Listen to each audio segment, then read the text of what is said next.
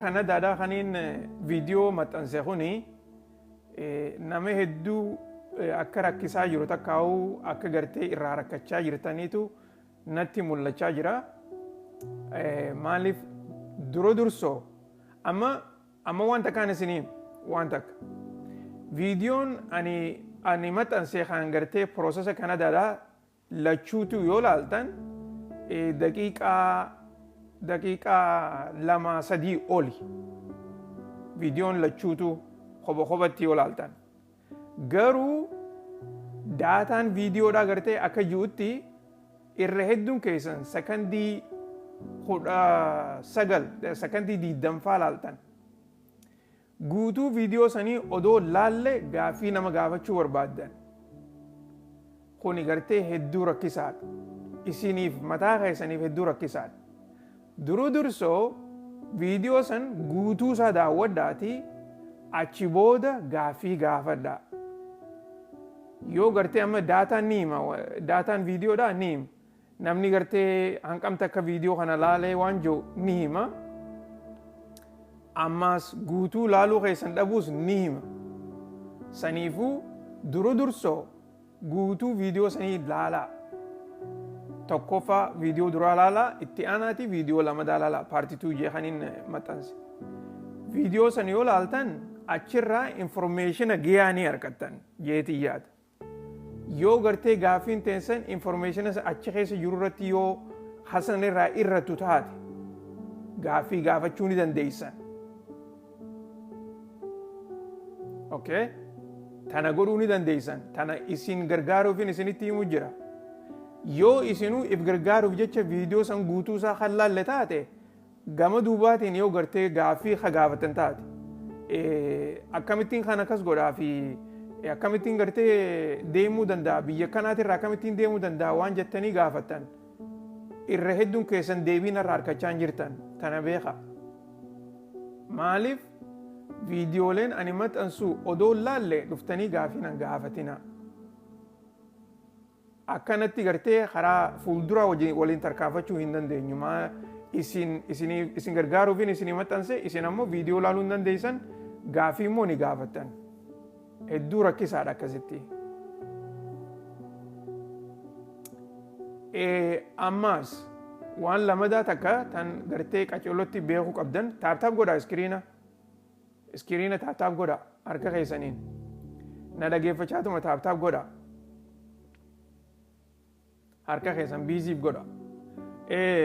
Itti aansuudhaan ani biyya kanaatirraa deemuun hin danda'a jettanii gaafachaa jirtan.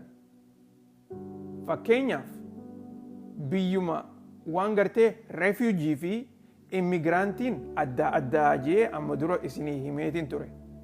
Ammallee irra deebiitiin isinii hima. Dhageeffadhaa. Qaceelloon na dhageeffadhaa. Refuujiin nama baqatee biyya isaaniitirraa biyya biraa jiru. Namni san refuujii jedhama. Namni san proosesa karaa refuujiitiin deema. Hogguu proosesa karaa refuujiitiin deemu namni kuni waraqaan qabu ta'a. Waraqaa biyya teetii hin qabdu jechuudha. Dhageessanii saniifuu maqaadhaas haareetti urmii teessanis haareetti waan kana hunda barreessan. Namni san refuujiidha je'ee beekameeti akkasitti mallattoon haareenni kennameefi takkaa'u ID'n haareenni kennameefiti biyya sanirraa deeman takkaa'u proosesni eegalamaaf saniifi UN'n ID kaardii isinii kenniti takkaa'u immoo maali maqaan siidaa maandeeta kajaaniin isinii kenniti. Gama kaaniin warri immigiraantii jedhamu. Immigiraantiin ati waraqaa biyya teetii qabaattee biyyuma feete keessa jiraadhu. Biyya teete keessa jiraatu rakkoodhaa miti. Ammoo jiraataa gartee waraqaas qabu jechuudha. Jiraataa barnootaas qabu. Waan akkasii gartee refuujiinis barnoota ni qabdi. Garuu immoo jiraataa ulaagaa guutame qabu jechuudha. Bikka jirtu sanitti feetu biyya feete jiraadhu. Namni san Piroosesoota ani gartee maxxansaa jiru kanatti fayyadamuu ni danda'a. Immigiraantii waan taateef jecha ati biyya Suudii jiraadhu, feetu biyya Filipiin jiraadhu, feetu gartee Indooneeshiyaa jiraadhu, feetu biyya Jarman jiraadhu rakkoodhaa miti isaan. Biyya jirtu san keessatti ati waraqaa ni qabdaa'edha murteessaan takkaa'uu ID ta'eef dandeesse ni qabdaa. Yoo kasan qabaatu taate piroosesa gartee piroosesa barnootaa ta'a, piroosesa hojiidhaa ta'a, piroosesa muuxannoo ta'a, takka immoo kan keergiveriidhaa ta'a itti fayyadamuu ni dandeessa.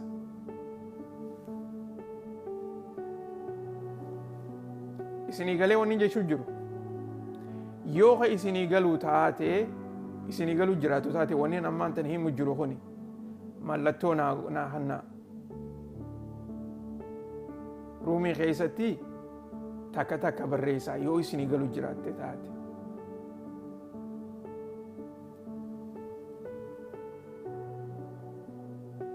Barreessaa takka takka barreessaa wanni amma isinii himu jiru kun irra hedduun keessan kan isinii galuu jirtu natti hin fakkaanne. Takka takka barreessaa. Isin daran ammoo wanni gartee nama aarsu hogguu gartee warri alagaadhaa gama duubaatiin waa na gaafatu. Ani afaan Amaaraatiin asirra dubbachuu hin barbaadu. Afaan Ingiliziitiin asirra dubbachuu Ingiliffaadhaan asirra dubbachuu hin barbaadu. Maaliif carraalee kana akka isin itti fayyadamtaniif. Ammoo warri gartee alagaadhaa hedduutu gama duubaatiin na gaafata. Isaan inumaatu gartee warra qophaa'e hedduun isaanii warra gartee informeeshina waraqaa jireenyaatis informeeshina barnootaatis akkasumas gartee muuxannoollee warra qabu.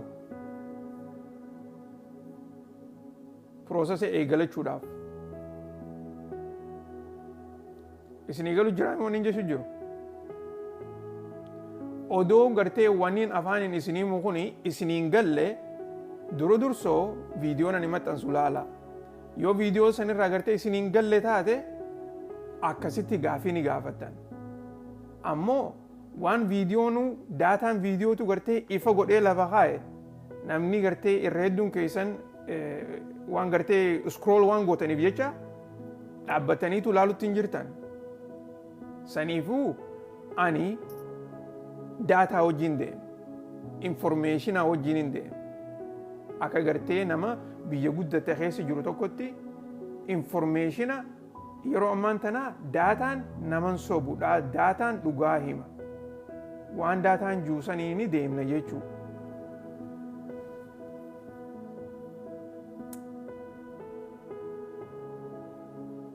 Itti fayyadamuu yoo barbaaddan dursoo irra deebi'aatii viidiyoo san laalaa. Eega laaltan booda piroosesa akkaawuntiilee banachuu qabdan banadhaa. Keessaafuu gartee yeroo ammaan tanaa yeroo amma fakkeenyaaf piroosesni gartee keergiveriidhaa maarchi 31 banama. Isinii maxxanseetiin jira. Kana gartee isin itti fayyadamuudhaaf dursoo akkaawuntii banattee akkaawuntii sanirratti ulaagaa ati guutuu qabdu jira. Kan piroofaayila keetii achirratti guuttee ammaasis hojiilee adda addaatu jira. Hojiidhaas gartee akkaawuntuma sanirra dheeyxee appilaayi goota. Achi booda hoggaa gartee viizaan kan keergiveriidhaa baname faayila kee asitti guuttee kana fuutee karaa san achi dabarsita. Wanni ifiifuu walitti gartee hidhamee jira gama duubaatiin. Kilik gooteetuma walitti hiita. Wanni ati godhuu dhiibbaan ati gartee sirra dhufu takkaleenuu hin jiru.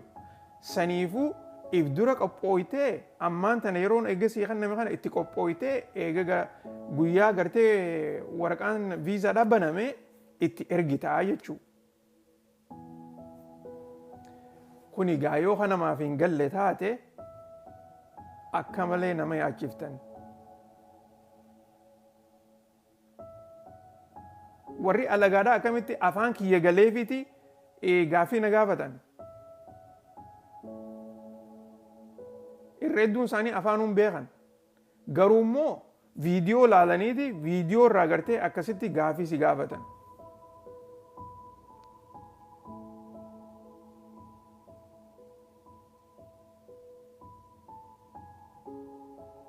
Okay. Tan itti aantu kafallii. Sadaffaadha jechuudha. Toopikni sadaffaadha kafallii.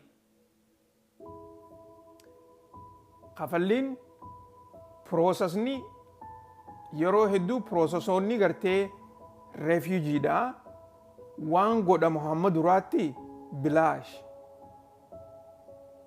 Piroosesni immigiraantiidha takkaa'uu gartee kan ittiin viizaa adda addaa kana itti argattu kafallii qaba. Kafallii tanaas beeka. Piroosesni immigiraantiidha bilaashii miti yeroo hedduu. Waan silaa gartee ati karaa reefiijiitiin boodarra kafaltufaa isaan ammumaan tana takka takkaan sirraa fuudhanii akkasitti piroosesa sii godhan. Akkasitti beekuu qabdan.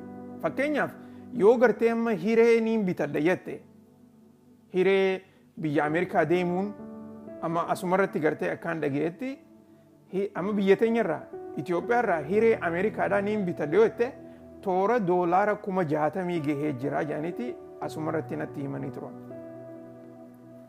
Doolaara 60,000 jechuun namni tokko Ameerikaa si fiduudhaaf hiree yoo sii godhe taate. Akkasumas Keeniyaarraayis namni gartee yoo hiree sii godhu taate maallaqa guddaa kafalta. Dubagaa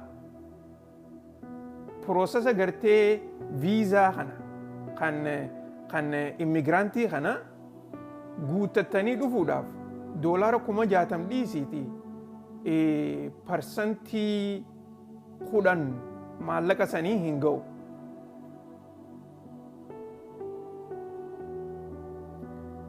Takkaa'u immoo maallaqa xiqqaadhaan gartee sanii yoo hojii waliin laalte. Sanii hojii waliin laalte parsantii sanii gadiiti jechuudha. Kanaafuu yoo gartee viizaa kana niin barbaada jettee kan caregiverii fi waan adda addaa kana gartee niin barbaada jettee kan laaltu taate kan Awustiraaliyaatis akkuma kana akkasi beeka. Awustiraaliyaanis kanaa wajjin walumatti akka piroosesni maallaqa kan immigiraantiidhaa maallaqa ni barbaachisa ni barbaachisa. Waan xiqqoo kafaluu qabda. San qofaa miti meedikaalaas ifiif kafalachuu qabda. Ammaas gartee sartifikeetota adda addaa kan isaan fidisiin jiran kun hundinuu maallaqa barbaachisa. Keessaafuu gartee oofisa dheexee irraa fidduu fi kana. Yoo immoo gartee waan baakgiraawundii keetiitis deemii poolisarraa waan akkanaa fidisiin jiran dookumentiin adda addaa ni jirti.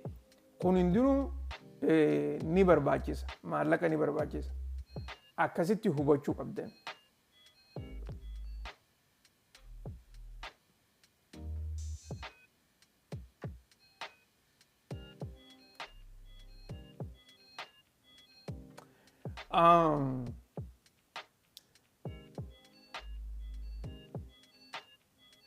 Isinii galee amma wanni jechaa jiru guututti yaanni isaa isinii galuu qaba.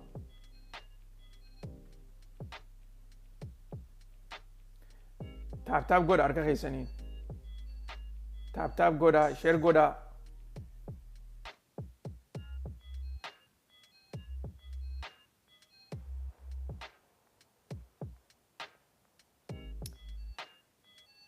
Ammaas gaaroominni gartee immigiraantiidha. Yoo fakkeenyaaf biyya keessa fa'aa jiraatan biyya keessaa odoo gartee biyya biraatti baqattee rakkoo adda addaa keessa hin seenne gabaabinatti biyyarraa bahuu ni dandeessa. Maaliif hoggaa gartee bikka jireenya keetii manuma kee teessee piroosesa jala deemattuu fi biyya ambaa deeyxee achitti gartee rakkoo adda addaa keessa seentee piroosesa jala deemattu waan adda addaati. Saniifuu immigiraantiin piroosesni immigiraantiidhaa hedduu gaariidha, hedduu bareedaadha. Awustiraaliyaas haa ta'u, Kanadaas haa ta'u, karaa lachuutu. Ameerikaa kan gartee immigiraantii gaa guddaan H1B viizaadha. H1B viizaan torbaan kana keessa ni cufamaa hanga amata dhufuu. Takka immoo DVdha. DVn duruu cufamee jira. Akkasitti hubachuu qabdan.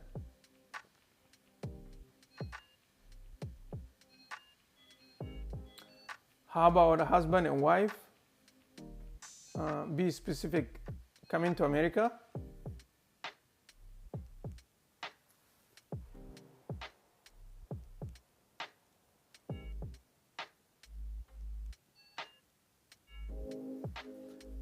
Khafaltiin processa ati barbaaddu visa ati barbaaddu murteessaadha.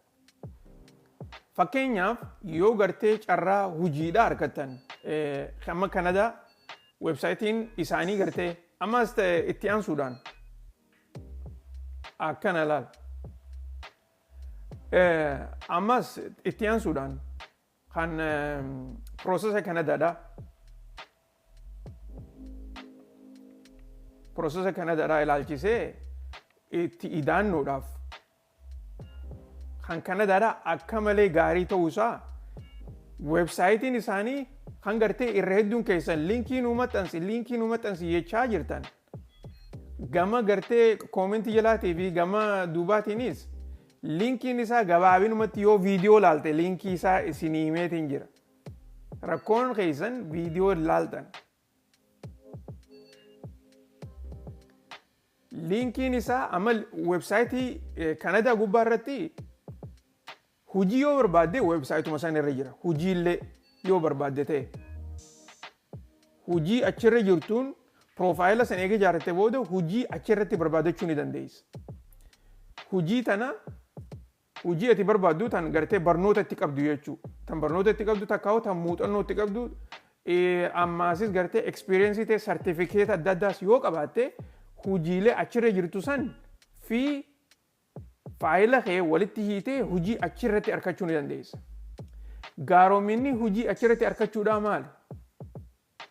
Kaampaanoonni takkaa'ummoo mootummaan hojii sii kennitu yoo mootummaan si qacartee fi takkaa'u yuunivarsiitoonni adda addaa yoo si qacaran taate piroosesa kee kana kafalli hunda isaanii kafala. Piroosesa keetiif saniifuu ati bilaashitti dhuftaa jechuudha. Ammas piroosesa gartee kan mootummaan kafaltu, kan warri gartee yuunivarsiitoonni adda addaa kafalu, kan warri proovensii adda addaa kafalu, isaan gartee si gargaaranii si fidan, ati isaaniif deebitee wanni kafaltu akka leenuu hin jirtu hogguu gamana dhufte.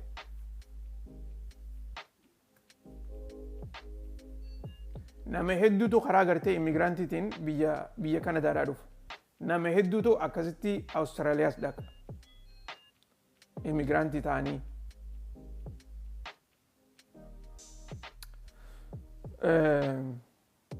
Ammoo wanni gartee amma dura irra deddeebi'ee isinii himaa jiru kana guutuu isaa dhageeffadhaa. Irra deebi'ee gartee isinii himuudhaaf nama rakkisaa.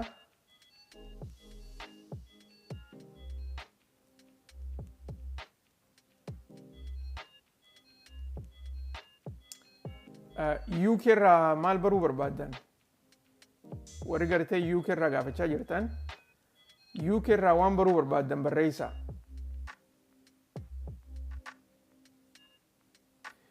UK'n karaa asaayilama amma warra gartee karaa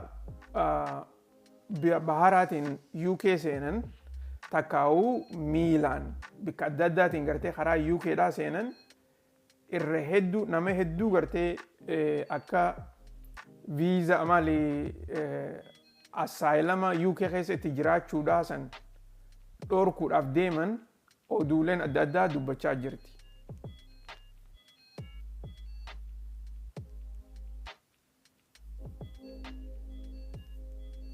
Warri gartee akka malee UK piroosesarra jiru kan mootummaan dhaabuu feetus ni jira akka isaan waraqaan harkanne jechuudha. Kana jidduu nama gartee piroosesni isaanii daddafee fi dhufe bikka gartee hojiidhaas akka harkatan ammas mana jireenyaa akka harkatan waan gartee itti jiraatanis gartee kafalliin akka godhamuuf warra kana duraan approve godhaniif akkasumatti ta'a. Garuu immoo warra amma process irra jiru yoo xiqqaate gartee toora nama kuma 70 nama kuma 80 shalaganii jarri kuni rakkoo keessa seenuun oolu jaanitti dubbachaa jiran. Kana keessa ijoolleen teenyaas hedduutu jiraachuu danda'a. Maaliif amata 4-5 dabre kana keessa nama hedduutu karaa biyya UK kana seene wanni gartee haareenni karaa saniin jirtu ni jirti. Kanaan adda gartee yoo gaaffii qabaatan taate gaaffii teessan dhiyeessaa.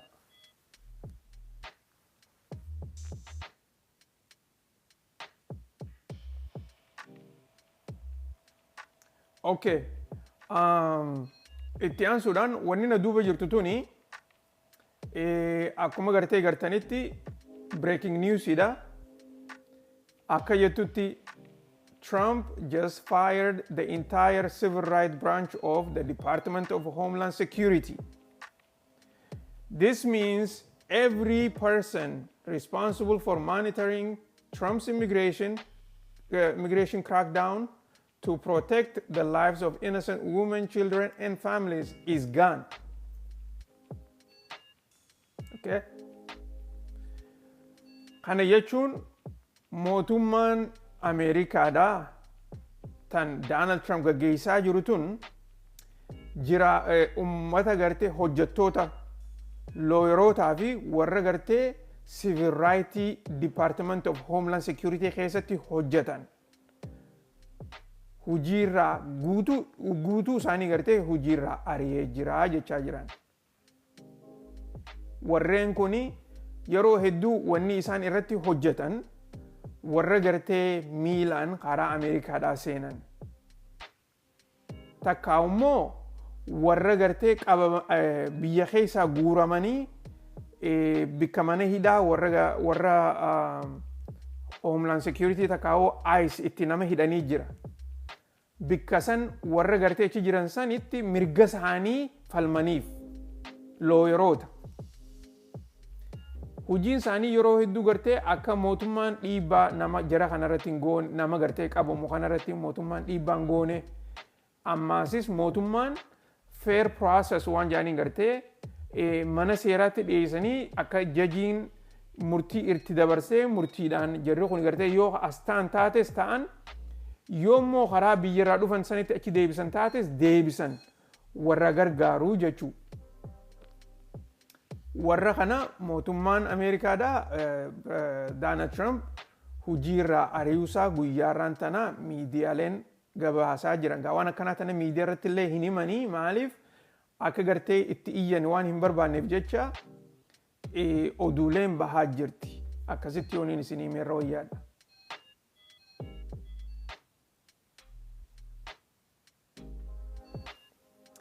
Warri gaafii qabdan gaafii teessan barreessaa.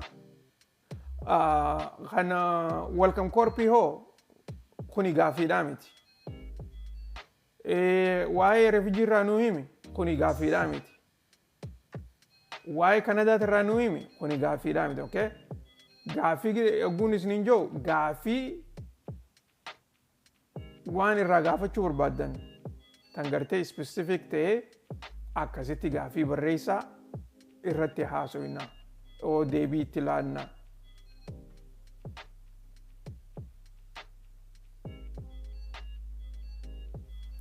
Kunoo laal warriin irraa haasawaa jiru dhufan laal. Warriin irraa haasawaa jiru. Haasawa immoo warra kanaan hin eegalee miti. Warra gartee Qataarii fi Dubaay irraa akkamitti karaa Kanadaadhaa deemuu dandeenyaa jettanii warra gaafattan. Warra kanaatiin hin eegalee miti.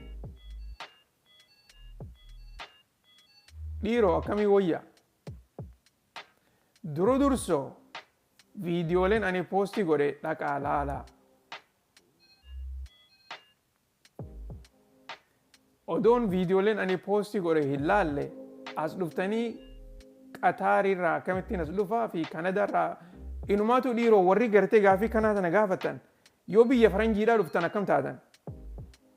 Awwani na dhibe.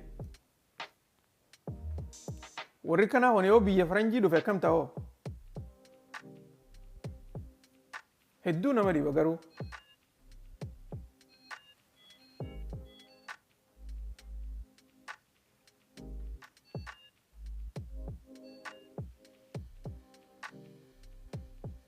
Sabe ati biyya South Africa jirta ati waan gartee biitii nama fakkaattu ni beeyta saniif akkanatti itti kofaltaansa.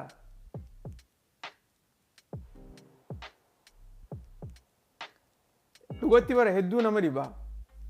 Beeki hayaat dhugaafin jaa dhugumaafin siin jaa beeki. Namni gartee odoo akkuma nama dura isinii dubbachaa jiru. Informationan isinii kan irratti gartee viidiyoo daqiiqaa 2, 3, 4 jala teessanii yoo viidiyoo laalle dhuftanii gartee mana keessatti biyya kanatti irraa kamittiin deemuu danda'a. Biyya rakkoodha bara. Akkam taatan hogguu biyya faranjiidhaa dhuftan. Namaatu waraqaa isinii guutaa. Namaatu isin bobbaasee galchaa. Namaatu gartee dalagaa isiniif wanta godhaa.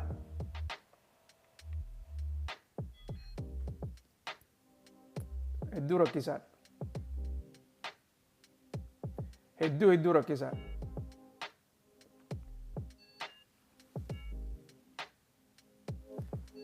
Yaa waan inni asirra dubbaddu gartee qacollotti yoo hin dhageeffanne rakkoon sirra jirti. Ammas rakkoo keessa jirtu keessa illee bahuu hin barbaaddu jechuudha. Rakkoo keessa jirturraa. Yaa hedduu nama dhiba.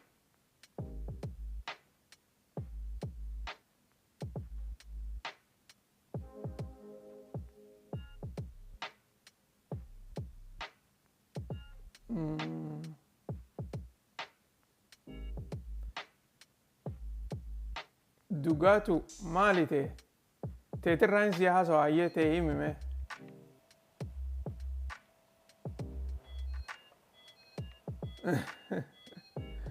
Yoonaas galatoomi. Warri gartee dhaga'uu danda'u informationan itti himu haa dhageeni. Warri gartee dhaga'uudhaaf wanta hin qabne dhaga'uu hin dandeenye takkaa'uu gartee dhaga'uudhaaf bikka hin qabne booda rakkachuuf ta'an. Maaliif lakka gartee addunyaan jijjiiramtuun wanni hundinuu jijjiiramaa deemti. Amma Donald Trump biyya Ameerikaatti filamee miti. Waan takka waan ajaa'ibaatiin isin hima dhageeffadhaa. Donald Trump biyya Ameerikaatti amma filamee miti. Amma Donald Trump warra gartee conservative takkaa'u Republikaana jedhamee beekamu biyya Ameerikaatti warra ammaas hogguu yaadan nuti gartee dura dursoo uummata Ameerikaa qofa gargaarraa achi booda gartee uummata biraa gargaarraa jedhee warra yaadu jechuudha Donald Trumpiin. Wanni kuni biyyuma Ameerikaa qofatti isinitti hin fakkaatin. Yaanni ka Donald Trump kuni biyya UK keessaas dhaquuf ta'a. Jarman keessaas dhaquuf ta'a. Biyya Yurooppii kana keessaas dhaquuf ta'a. Yeroo hedduu Ameerikaadhaa fi warri Yurooppiidhaa walitti hidhaadha yaada poolitikaadhaatiin. Saniifuu wanniin ammaan tan isinitti himu kun gartee amma arraan tan akkana. Gaafa gartee baatii muraasa booda piroosesa kanaan gartee silaayin deemee jettan jechuudha. Maaliif hogguu waa hundinuu jijjiiramaa deemu ni arkitan. Warri Yurooppiidhaa akka duritti biyya baqataa hundaaf gartee yeroon isaan maallaqa isaanii baasanii maallaqa kannanii fi mana bilaash kiraa kannanii fi akkasitti ammaasis barnoota barsiisanii nagaan akka jiraatan yeroon isaan godhan keessa hin jirtu. Ikonomiillee karaa san deemaa hin jirtu. Ikonomiin ammaan tana ikonomiin dadhabaa deemu jirti. Ikonomiin addunyaatu guutumatti keessaafuu amma biyya Ameerikaadhaa ikonomiin dadhabaa deemu jirti. Kana keessa gargaarsi miskiinaa kennamu dhaabbachaa deema, xiqqaachaa deema. Gargaarsi baqataadhaa kennaniif akkasumatti gartee xiqqaachaa deema. Kana akkasitti beekaa.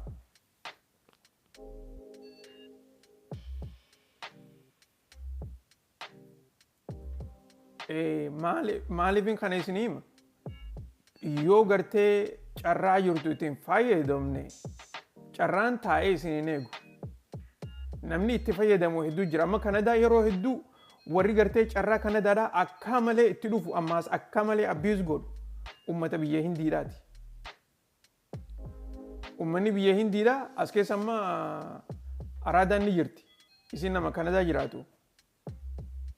Imaan ni jirti warra Kanadaa jiraatu. Ummanni biyya Hindiidhaa Kanadaa akka malee abuse godhaa jiran. Itti fayyadamu bira dabraniiti sistema guutuu jijjiiraa jiran sistema biyya sanii. Ummanni Hindiidhaa dursoo UK akkas godhaa turan. UK akka malee itti fayyadamaniiti sistema siidhaa hunda jijjiiranii inumaatu gartee sistema isaan jijjiiraniin baqataan biraatillee itti dhufee gartee itti fayyadamu jira. Haalaatuma saniitu ammaan tana deemaa jira. Kan Kanadaadhaa amma isin dura gartee odoon dhumne odoo hin cufamne yeroo hedduu yeroodhaaf ni banan yoo namni hedduun apply godhe amma gartee akka amma dura group 5 kan biyya Kanadaatii fi community sponsor kajaaniin kan biyya Kanadaadhaa banaa ture miti. Nama hedduutu gartee apply godhee jira. Keessaafuu gartee uummata biyya Hindiidhaa akka malee apply godhaniiti yeroodhaaf processa kana gartee amma dhaabuu qabnaa amma tokkoof warra apply godhee jiru kana hamma laallee gartee keezii isaanii gaggeessinu jaaniiti warri Kanadaadhaa processa lachuutu cufan.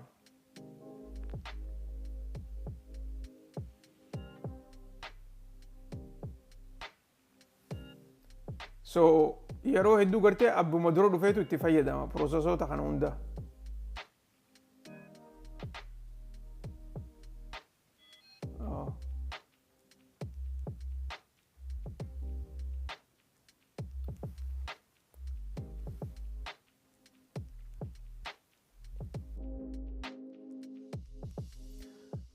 Mee warra mana keessa jiru raayis gaaffii takkaa fi lama dhaggeeffanneeti. Abdii gaaffii qabdaa?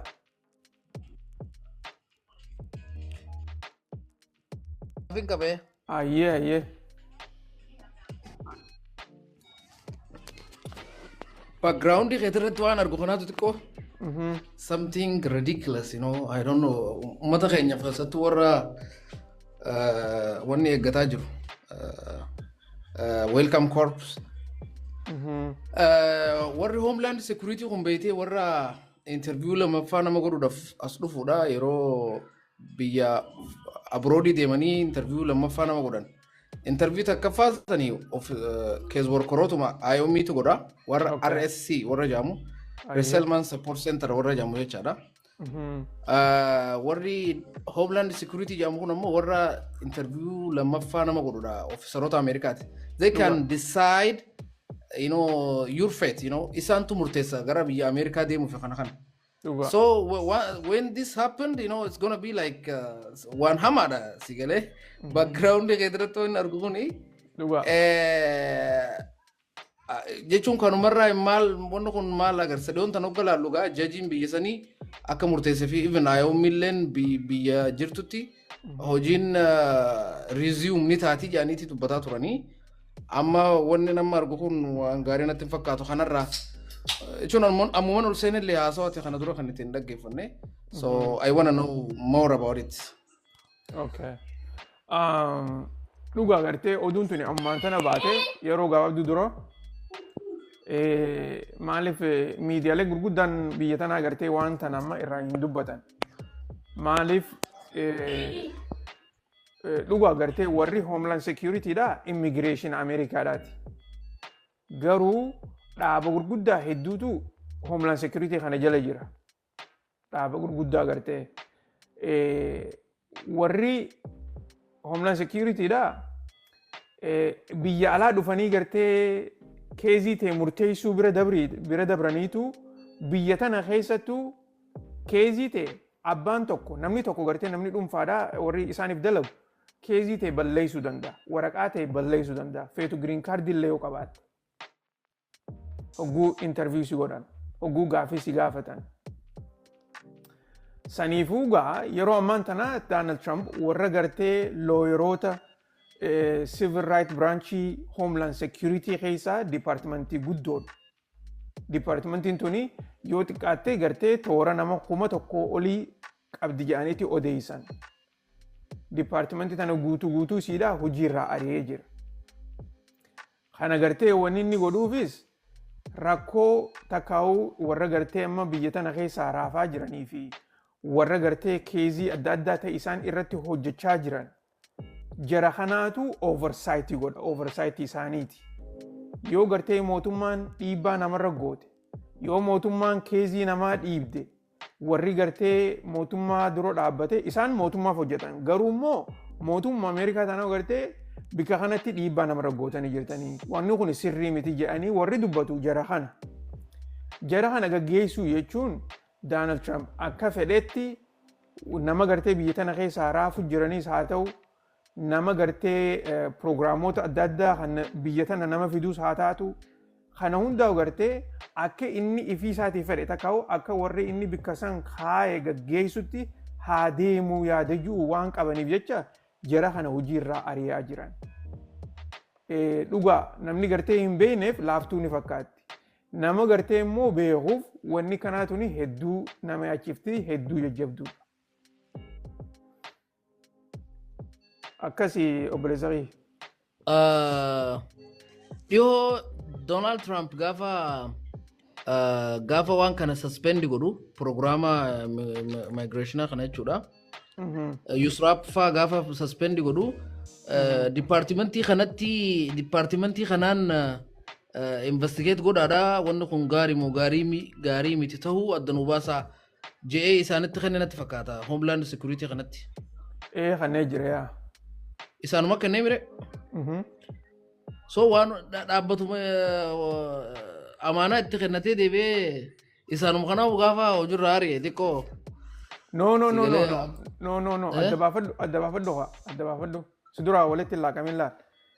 Addan barakkin siin jee homeland security ni gaafa san Donald Trump investigate godhaadha Yusrap yookaan migration Americaaf yookaan welcome corpus ta'e Yusrapin hojina akka amma dalagaa jiran kanatti wanni kun Ameerikaadhaaf ni taamuun ta'uu faayidaa fi miidhaa isaa adda baasadha. Resultii within 3 months nu kennaa jeeni ture. This assignment was given to the Homeland Security. If you remember it, I don't know. Right. So isaanuma kana deebi'ee amma fire godhe jechuudha. No. Saniifin siin jechu jira laa. Dhageeffadhu. Okay, tell me. Okay. Listen. Homeland Security dhaaba guddaadha. Dhaaba gartee akka gartee agoobara jechuudha. Homeland Security. Kana Homeland Security jala dhaaba gurguddaa hedduutu jira. Amma warri gartee akka IC warri jedhamu kuni Homeland Security jala jiran. Okay, warri gartee amma gabaabinatti gartee nama raafu jechuu biyya tana keessatti. Isaan kana jala maas gartee warra border patrol jaanii ni jira. Warra maas gartee airportii eeguu jira. Warri kun hundinuu Homeland Security kana jala jira.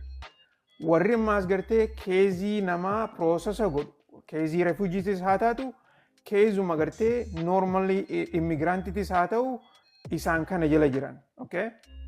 Donald Trump ammoo wanni inni gartee hojiirraa gaggeesse Homeland Security tana keessa departmentii takka tan gartee civil right branch tajaamtu gartee tan waa'ee mirga namaa tan eedu jechuudha.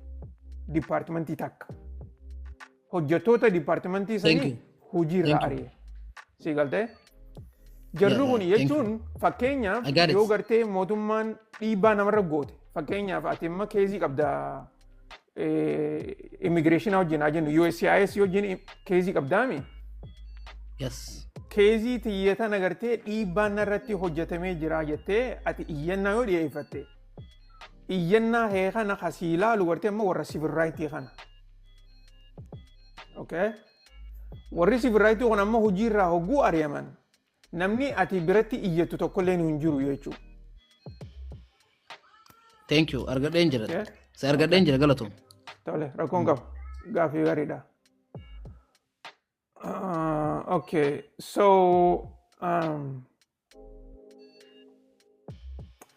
akkasii obboleeyyiin keenya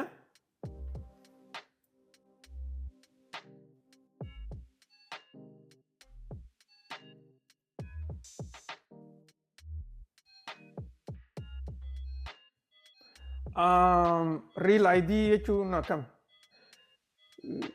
wanni gartee reefun tana viidiyoo tokkollee hojjedheetiin jira.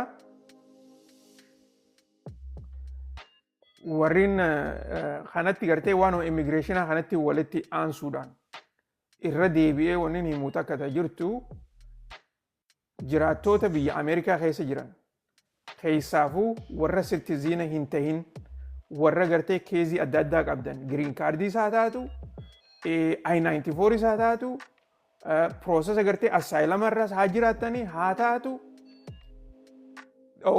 travel documents warra qabu haa taatu yeroo ammaan tana biyya Ameerikaa keessaa hin bahinaadha jechaati looyeroonni gurguddaan duraan gartee State Departmentiidhaa fi Homeland Securityidhaaf hojjechaa turan ammaan tana ibsa godhaa jiran. Ibsi kuni guyyaa haleedhaati ba'e. Har tokkollee gartee Ameerikaa keessaa hin bahinaadha waan jedhutu deemaa jira. Nama hedduu gartee ammaasis warri Homeland Securityidha telefoona keessan isin harkaa fuudhanii laaluu danda'an bananii jechuu. Telefoona keessan bananii footoo fi waan adda addaa taate keessaa qabdu laaluu danda'an. Guyyaa irraan tanaa namtittii takka tan biyya Libanaan irraa isii gartee gama Ameerikaadhaa dhuftee eerpoortiitti qabanii telefoona isiin nama giriin kaardii qabu bilbila siidhaa fuudhanii laalanii achi keessaa footoolee takka qabdii footoo gartee Ameerikaan hin jaalanne.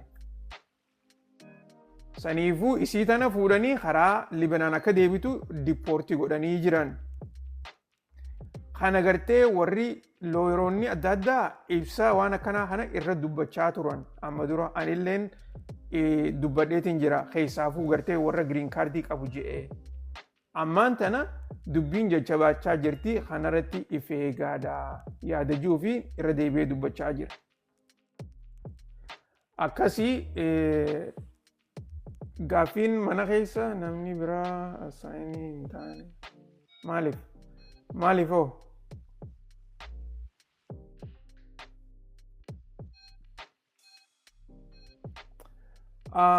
Yoo processa guutu verification si barbaachisa dhugaadha. Dura gartee emailii sirriidhaatiin processa eegee galtee booda verificationii emailii sanitti sii dhufu. Emailiin kee akka gartee junk boxii keessa hin seenne takkaa'uu bika qushaashaa keessa akka hin seenne eeggachuu qabda. Junk box jaaniin yoo takkaa'u junk mailii keessa akkasi duraan seenne achitti ilaallachuu qabda. Achi booda maasis emailiin kee kan likkiidhaa ta'uu qaba gartee kan khalaxa hin qabne. Achi booda koodiin siif dhufa koodii sana achirraa fuuteeti karaa akkaawuntiidhaatti tolfattaa jechuudha.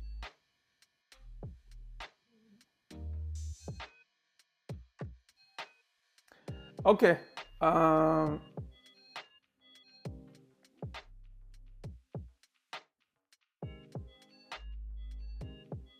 Tole egaa obboleeyyan keenya. Okay, warra biyya biraa yoonichi seerree jiran.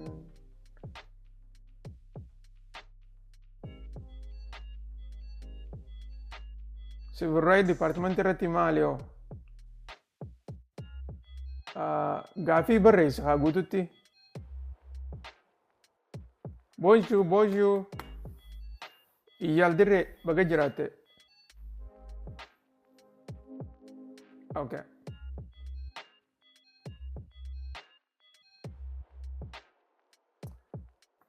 Namni Ameerikaa jiru karaa kamiin ispoonsar sii godhachuu danda'a. Yoo faamilii kee taate karaa faamiliitiin sii godhuu danda'an, yoo jaartii ta'e taate jaartiin ta'e sii godhuu dandeessi, yoo qaadhimaa qabaatte sii godhuu dandeessi, yoo san hin taane karaa viizitiitiin Ameerikaa dhufuu ni dandeessa.